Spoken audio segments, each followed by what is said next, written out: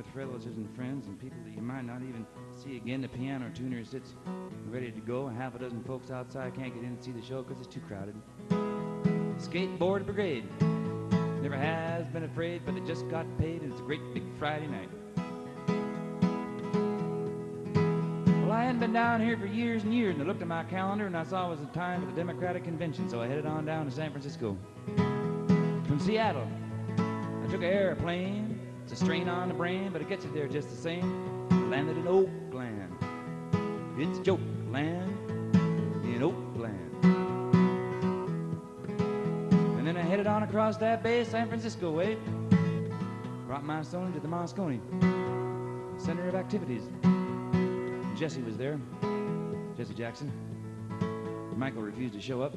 There weren't enough tickets sold.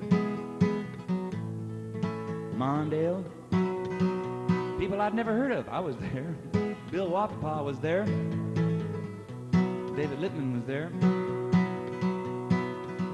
And way over on the other side of the country, I think it's in Miami, someplace like that, is, well, a man that we all know and love. The man that made America famous, made America what it is today. Unfortunately, you know who he is. Ronald Reagan was an actor, as a matter of fact. He never won an Oscar, you should have seen him act. But the logic of the project's illogical intent says a mediocre actor makes a darn good president. So they put him in the White House. It was such a good deal, but this movie is for real. When you're only used to memorizing lines, and it's also automatic in your mechanical mind, what do you do when it's not on cue and some little ex-Nazi with a 22 takes a couple of pot shots at you from out across the field? You know this movie is for real. Sorry about that, honey, but he forgot to duck. The doctors were Republicans, so he was in luck. Alexander Haig came up running to the bow, saying, "Don't worry about a thing, friends, I'm in charge now." And the little man with the nuclear key began to squeal. This movie is for real.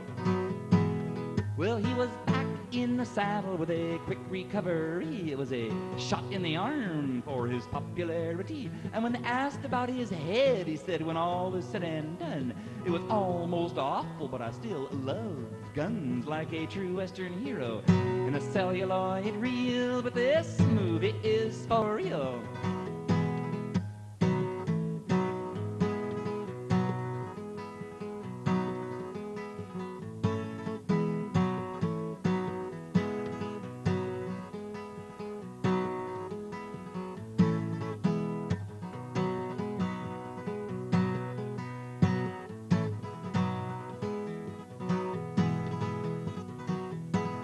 When you're sitting in the high chair and minding the store, and you're sending your armies down to El Salvador, and you're upholding every right-wing dictatorship around and overthrowing governments that won't clown around with you, is it any wonder when the violence reveals that this movie is for real? In the land of fantasy, fantasy reigns, and it trains the brains of those that remain. When you see it in the movies, it might seem so true, but it's a whole lot truer when it happens to you. So how do you like it? How does it feel? This movie is for real.